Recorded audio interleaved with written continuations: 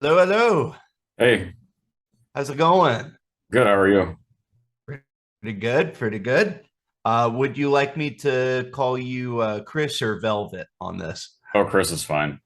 Oh, can you hear me? Okay, cool. Yeah. Yeah, yeah, yeah. Cool, cool.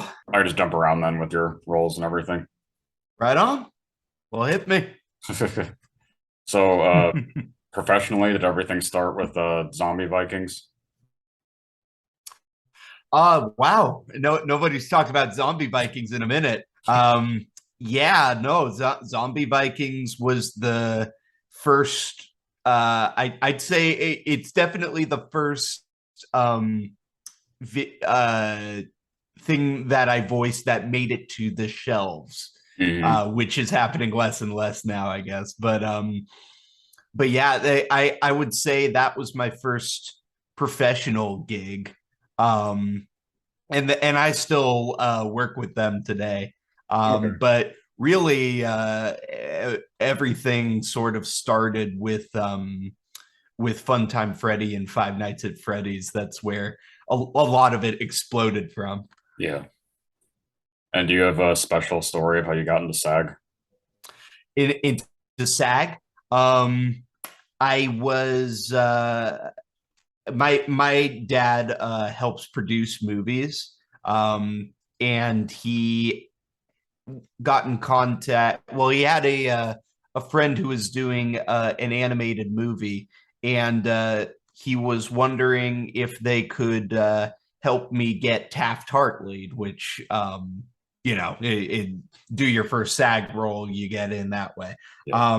That film was Rock Dog, Okay. um, by ooh, it's been a long time, but yeah, that was I played the rock show announcer. Ash Brannon is who made it. Mm. He also did Surfs Up, but yeah, I played a rock show announcer recording for Eddie Izzard's character, Angus Scattergood.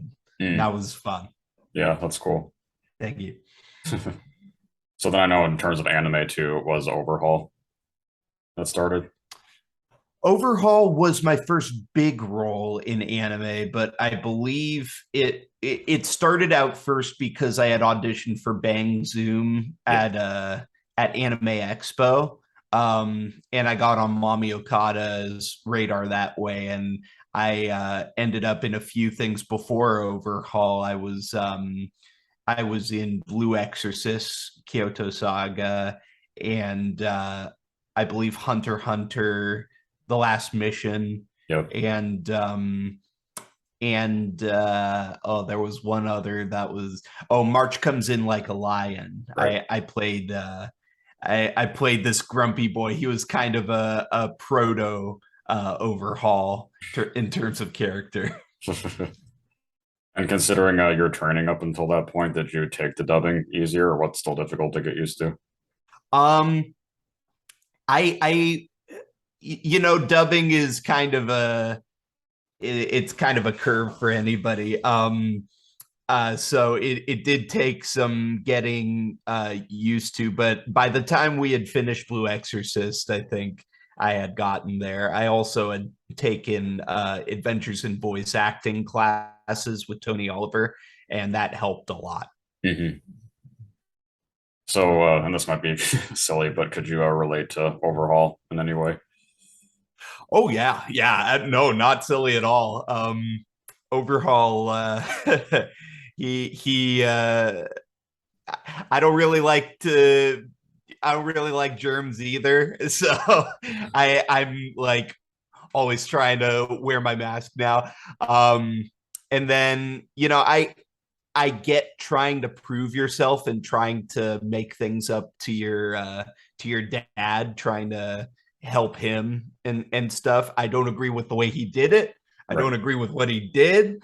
But I do relate with wanting to with he has this like impossible to ignore urge to pay back what kindnesses people have given him. So I Hmm. relate to that. What do you think in terms of your anime characters? Who do you think that you relate the most to then? Um, hard to say. Overhaul's definitely up there. Um, there's just been so many now, so it's like, uh, you know,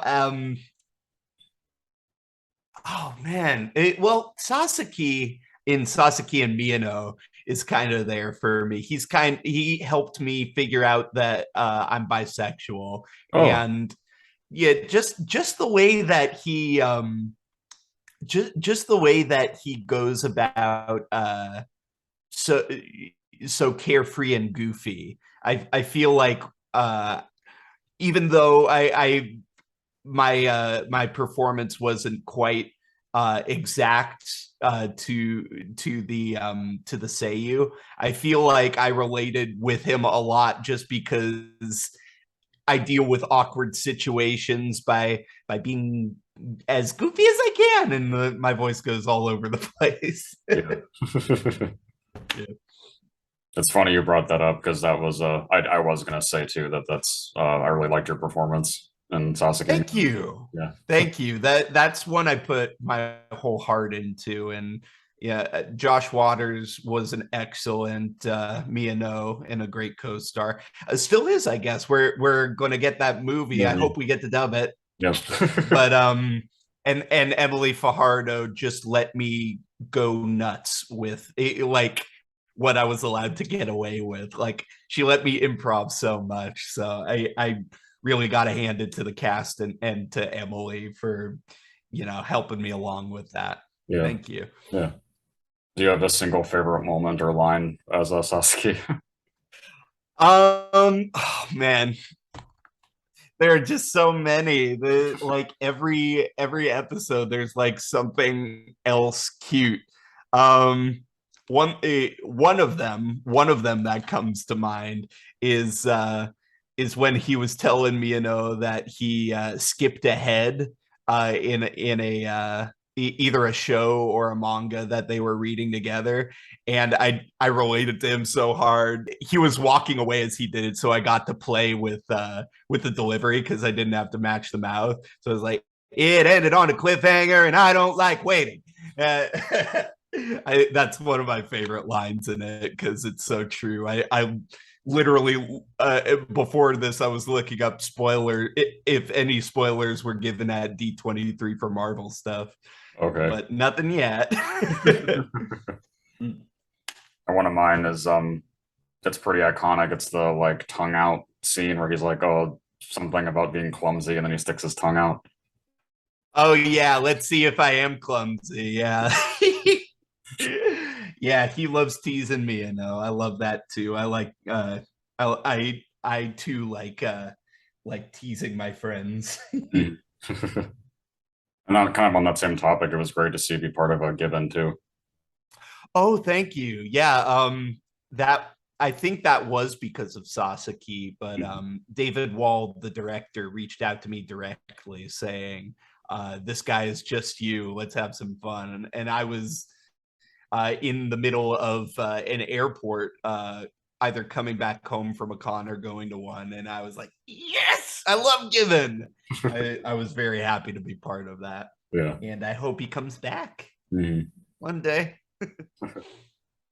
This is kind of going back to the overhaul stuff, but what do you think the cases where you've had to get the darkest headspace for a character is?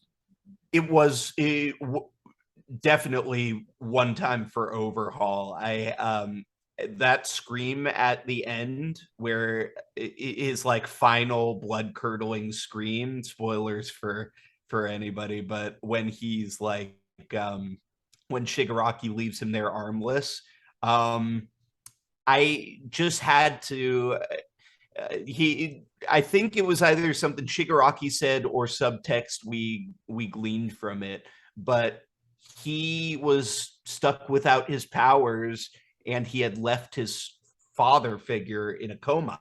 Mhm. So so in my mind that's what he was screaming about. Not that his plan failed, but that he's doomed his father to a coma for however long. So I had to get into a really dark place to play that. I thought about my dad in that moment, and if I had done that to him. So to play that, honestly, I remember I was recording it with a friend of mine, Jeff Vicente. It was the engineer on it, and he came in afterwards and gave me a hug, and he said, "You want to go get sushi?" I'm like, "Yeah," and we went to go get Japanese barbecue after that with Zeno Robinson. That was a Cool. fun night. Yeah. What about with Porco and AOT? Oh, Porco. Yeah, Porco. I forget at this point. I'm sorry if I used anything from my real life for to inspire Porco, but I it would be a tradition before every session. I would try and watch either a drama or like a war drama to kind of get a sense for where he would be in that moment. And at near I think on that one day we were recording, when Aaron used him as a nutcracker. Yep. I believe I was watching a YouTube video entitled Top Movie Monologues, and I was just, yeah, I when you're in doubt, look for inspiration from the greats, you know. So that's what that's where I tried to get it from. But yeah, no, it was definitely very dark when near the end when he died. Right. Um, I I believe I watched Saving Private Ryan before that, Oh. and yeah, I remember our director Mike McFarland just being so gentle with me, like, "You okay? I know that you've been with Porco for a while, and it's never easy to say goodbye." And it meant a lot that he was, willing to let me take it at my own pace in that moment. Mhm. Yeah. Was there any darkness with JoJo, or was that mostly just all crazy fun for you? Well, JoJo, I mean, I'm very grateful that I had everybody had their own frustrations when we went into lockdown, and a lot of my frustrations came from, the same places. I wouldn't be able to see people for a while, but a lot of the frustration also came from getting this booth behind me up and running during the pandemic. Oh. There were a lot of issues in getting a good sound from home, right in the middle of the show. So screaming as Diablo was a bit of therapy, I would like to say. And then I guess another big one is in Black Clover. Oh yeah, he was Zagrid was fun. Or Kotodama Devil or Black Magic Devil, whatever you like to call him, but his real name is Zagrid. And he was just straight up fun. I booked him because I was recommended to Chris George by Colleen Clickenbeard off of my Overhaul performance. And we just, I don't know, every line, I was encouraged to just have fun with him. We tried to make him as far away from the anime read as we could, and he I drew a lot on James from Pokemon for it. He he had this kind of whimsicalness to him, like, I could swing this way, I could swing this way. um he was so much fun because he always knew until the end that he was in control and he was one step ahead of everybody. So there was this flamboyant cockiness to him that it made me so happy to go in every time. Mhm. Do you also think you have a Yeah. preference on working on dramatic opposed to comedic stuff, or? Um, I think it sways back and forth throughout a career. You never want to be stuck doing one thing. At least I don't. I can't speak for other people, but right now I really like doing comedic stuff because the world is so darn dreary right now. We need some laughs. While I do love doing dramatic stuff and I do love flexing that side of my you know palette there, um, I am really a fan of the comedic stuff right now. Just to see how many ways you can make someone laugh Yeah. at the moment. Mhm. I know one of your more like uniquely funny characters in anime is in Psyche K. Yes. Oh my gosh. Psyche K was so much fun. I really hope we get to do more one day. Um, I want to be clear. I was only Toritsuka in the Reawakened, Right. which was the one on Netflix, and I was very grateful to play the role. Joel McDonald did fantastic originating the character, and I hope I did Toritsuka some honor as well. But my goodness, that show is so fast paced. Yeah. You cannot talk slow on that show, and the flaps, the mouth flaps. It has to be that amount of words. We can't really cheat it that often. Mhm. So it was a lot of trial and error when I was first starting as Taritska, but thank goodness we had Chris Bevins directing. He is so freaking funny, and he knew just how to get the right reads out of me there. But I was also very grateful that he gave me multiple times to shine. There was one part where Brianna Knickerbocker's character, the green-haired one, I forget her name now, I'm sorry, but she left a banana peel on the floor and I ended up slipping and tripping on it, and then there was a spider in it, and I was supposed to do a screen there, but we didn't have much time left before Psyche started talking, so he was like, okay, just wing it. I'm like, and he's like, okay, we'll take it. Wow. It was just it was like a millisecond long scream, and I think that contributed to the comedy. Yeah. This is more vocal technical speaking. What do you think the cases where you've had to alter your voice the most significantly for any one thing? For a role, probably Fiddlesticks. Yeah. Fiddlesticks from League of Legends is almost all inhaling as I speak. And I go into on my YouTube channel, I go into detail on how I do the Fiddlesticks voice, but there are a lot of people who didn't know that it was me until they heard me do it. And I always love surprising people like that. It's my favorite part of all of this. Yeah. Um, Catching them off guard because it makes a deeper impression. Mhm. What about with doing the Zaruds in the Pokemon movie?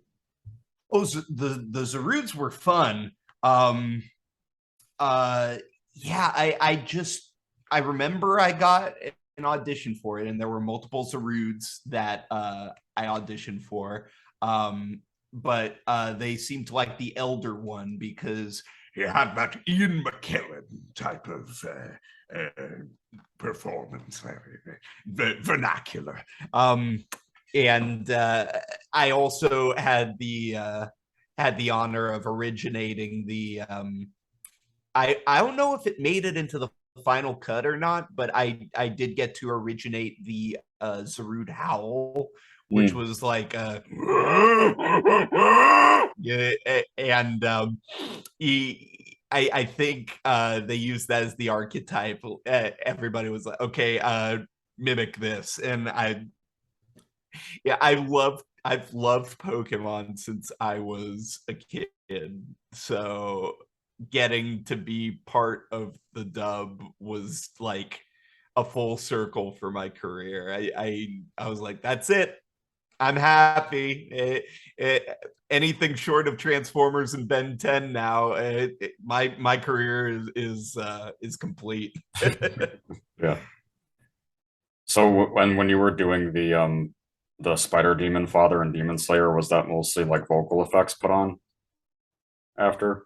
um, I think they did put some vocal effects on that. That was one session, and they were just like, hey, we got this spider guy, so we were thinking something, low and gravelly. I'm like, yeah, but we got to make him stand out too, right? He's very unique looking, so he can't just be another one of these.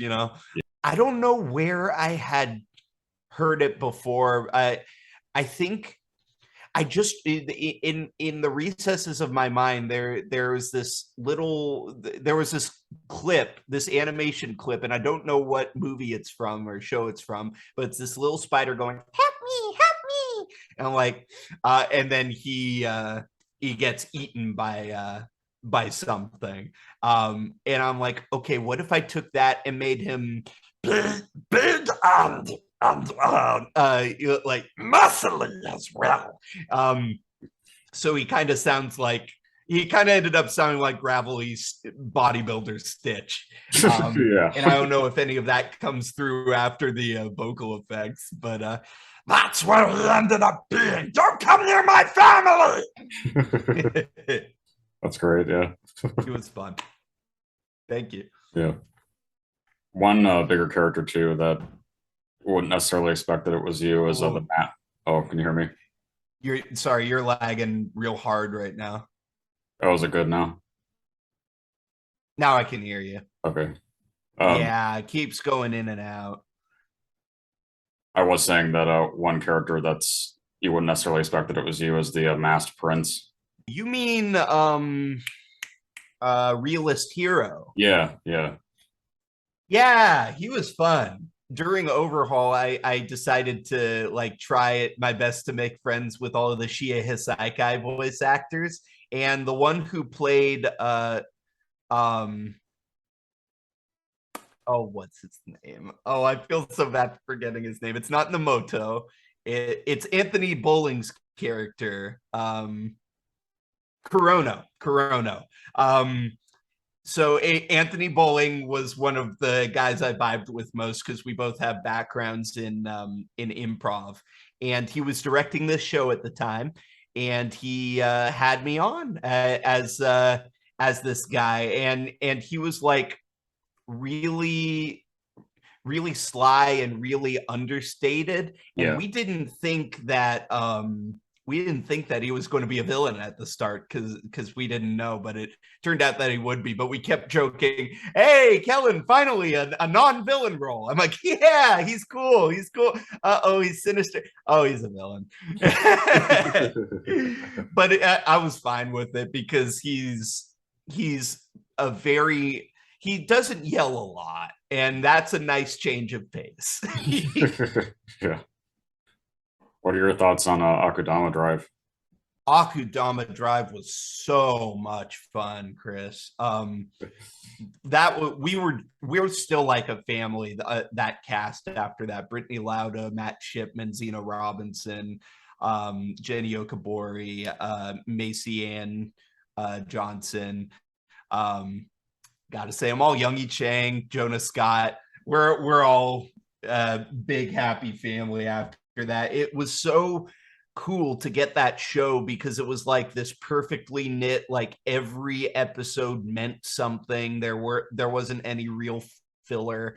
It was just like a wild journey from beginning to end. And Brittany saw this goofy a guy with a pompadour and took a chance on me. And I'm really happy she did, because that was a time when I was feeling like I couldn't play characters that were necessarily good. And she showed me how that could intersect, where bad guy could meet good guy. And he ended up being a good dude in some ways near the end. No morale. No one is like truly bad in that show except maybe Doctor. Um, uh, that show is it really walks the tight line of morality, and just the fact that I got to be such a bro character with my in real life soul brother Zeno Robinson. We just we played off of each other so well, and we had so much fun with it. And we, to this day, we still look back on it as like one of the best things we've ever done, because we had so much time for each line. We made sure every line was perfect, and we got to improv so much. It was just it was us from beginning to end, and I'm very grateful. It was lightning in a bottle. I don't know if we'll ever capture that again, but I'll always look back on Akudama Drive as one of my favorite things I've ever been on. Do you tend to consume a lot of the anime that you're also a part of? Sure. Yeah. No, I think it goes the other way around. I end up consuming the anime, and then I try my best to audition for it if I really like it. A lot of the time now it'll go the other way. But I was a fan of My Hero Academia and JoJo's Bizarre Adventure far before I was involved in them. So it was always hit that much harder that I got to be a part of it when I did get to. And I'm always so grateful for it. Was that the same case with the Fire Emblem too? Now, Fire Emblem, I've been on and off with, because I'm not quite as plugged into the lore as other people. I had to look up some stuff, for example, for Volke.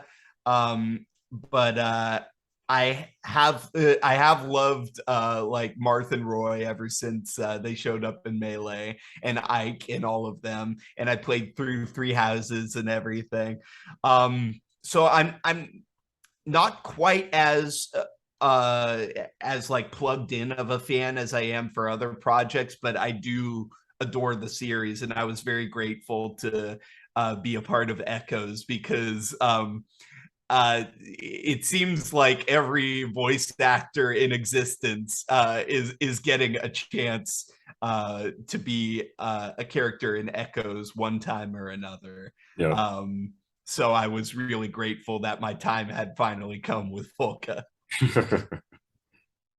And I love his design too, with the scarf coming off the belt and everything. So cool. Yeah. Was that Caitlin Galt directing you for Heroes? Yeah, Caitlin's great. Caitlin and Kyle are Kyle McCarley were like friends beforehand. I had started working with them um on Shin Megami Tensei 5. Yeah. And after we sort of gained a rapport there, yeah, I kept trying. As you do, you keep auditioning, and finally Volke seems to be the one that fit. Yeah. But she's great. She always encourages me to go nuts as well. I love that in a director. I know that those sessions are pretty short, but were you basing that off the Japanese? Yeah. I would get I would get clips of the Seiyu, and I would translate it to the best of my ability to the character that we had established. And it took a little bit of doing, because we usually I play these bombastic characters, and he's very understated, Volke. So Caitlin kept having to pull me back. And that's what most of the session was. Just calm down, put it lower. And I'm like, okay, I'll keep it down here. For Volke, I always get close to the mic because he is just that understated. I'm here by choice for now. Why? The answer to that will cost you 100,000 gold. Thanks. Just tell the bartender you need a fireman. I think that's what he says. What about when Genshin Impact came through for you? Genshin was fun. I don't know if he is alive or dead. I really don't know what ended up happening to Abyss Herald. I just remember that Chris Fiala, who directs it, every now and again he had brought me in to do like extra characters here and around. And then one day he had the Abyss Herald and the Abyss Lector, and he said, we have this guy and he's very menacing and looming, but we're not a fan of the voice. We want you to make him creepier. So I did what I do within Dainsleif. And we didn't get to Lecter in that session, but the talented Corey Yee took over for me for that one. But yeah, he's come back a few times, and it's always really fun to work on him and be the villain to Yuri Lowenthal. I love Ben 10, so that was really cool. Yeah. And I hope one day to be a playable character in it, and I'll keep trying. But for now, I adore Abyss Herald, and I adore being part of the Genshin universe. Mm-hmm. Have you tried auditioning for playable characters before? Yes, but I'm not at liberty to audition or to say who I auditioned for, but I've auditioned for multiple ones. Okay, yeah. One day it'll work. Yeah. But the ones who ended up becoming these characters are really talented, and I'm really glad that they booked their respective roles. Mm-hmm. Well, speaking of Corey too, I know back when I interviewed him, he said that when he auditioned for Record of Ragnarok, he actually auditioned for your role. Oh yeah, for Heimdall. Yeah. Yeah, that was fun. I think he ended up in the show. But yeah, Heimdall, he's all over the place, kinds of. I always loved Yu Yu Hakusho growing up, so being able to be that fight announcer is fun. And I think now Record of Ragnarok's got a season 2. I don't know if that means we'll get a dub yet, but if I could get to come back to play Heimdall again, that would be swell. Mm-hmm. Was that your same like legacy franchise feeling when you got to be part of Inuyasha too? Yeah. I was very, very grateful to be a part of Inuyasha. I had grown up with it. I was Toonami generation back when Tom was a little destroy all humans looking alien robot. So I would watch Inuyasha and Bobo and Zatch Bell and Naruto. Those would be among my favorites. But I was very grateful to play Roothead because fun fact, he's the last ever character that was in the original Inuyasha manga. That he just didn't make it into the anime. Yep. So to be able to play him in Yashahime, it felt like I was filling in that blank for them, and that did me a lot of honor. So I was really grateful to be a part of that too. Right on the money, Chris. I know pretty recently too that you got to play a bunch of characters in Eden Zero. Oh yeah, Eden Zero. They just kept bringing me back for that.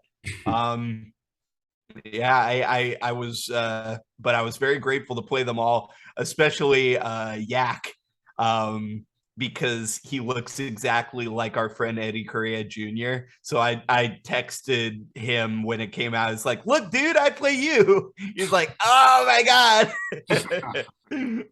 That was a lot of fun. And there was this Iron Strongman guy, and he only had like a couple lines, but it it was fun to be. It was fun to have that like kind of strongman vibe to me for a minute. So Eden Zero was a lot of fun too. Mm. Were you also just called into stuff like Vampire in the Garden and Spriggan? No, those were definitely they thought of me and just had me come in for it. I did get auditions for both of them, but I didn't end up booking any of the roles. So so for Spriggan, yeah, they just thought of me for that. There weren't any auditions for Spriggan, I don't think. And for Vampire, they just brought me in for that too. And that was directed by Kyle McCarley. Yep. And who is a delight. What about with a Cookie Run? We haven't talked about that yet. Oh yeah, Cookie Run. I had auditioned for Werewolf Cookie and Wind Archer Cookie, and I booked Wind Archer Cookie, and I got to come in, and it was weird. We did the whole session. They threw me a couple other characters, Choco Werehound Cookie, and some gnomes, and then they had me go into a room and do an interview. Which was a lot of fun. I don't know if that interview has come out on their social or anything yet. I don't know if Wind Archer Cookies come out yet, but no, Dev Sisters are great to work for. I love coming in to do stuff with them, and the directors, Jamie Mortellaro and Amberly Connors, always a treat to work with them. Mm-hmm. So is there anything else that's upcoming or part of you can safely talk about? Or Sure. In the upcoming video game Minecraft Legends, I play some piglins. I'm not allowed to say what piglins I am, but you shall find out. In God of War Ragnarok, coming out soon, I play a few people here and there. The one I'm allowed to allowed to say the name of, at least. NDAs are so weird. Is what's his name? I feel so bad forgetting his name, but it's an enemy that you can chop with an axe. Berserker Stag. That's it, Berserker Stag. And then I'm also going to be in the new Ghostbusters game. Not allowed to say who. And some more stuff on the horizon. Mostly video games. okay. Yeah. Well, I guess would the most recent anime title that you can talk about be Given? Is it? Let me check something real quick, and then I'll tell you. Given was definitely, if not the most recent, it was definitely around there. I was in The Prince of Tennis as a Frankensteiner. That was fun. He was basically Reinhardt from Overwatch.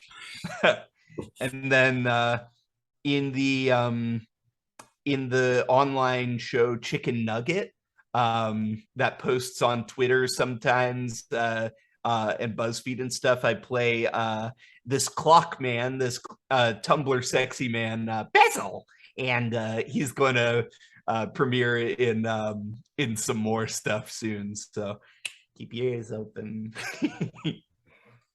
Well, my final question then is always asking, what do you want your legacy to be? I want to encourage actors to have fun with it, to not just fall into the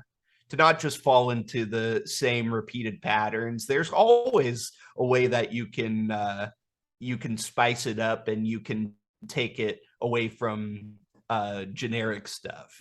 We can make this we can make our performances way more versatile and way more we can explore many ways to make it funny or sad. Yeah, I just don't stay stagnant. That's what I would want to pass on. But legacy wise, I don't know, just that guy who filled in the blanks when there was no one else. I love doing creatures too. And I want to be a voice actor that proves that you can break away from typecast if possible. So I'll keep trying to do that, and I hope you guys will too, the voice actors. Well, thank you, Brad, that we got to do this. Yeah, thank you, Chris. This was fun. Thank you for having me. Yeah, have a good rest of your night then. You too. Take care. Bye.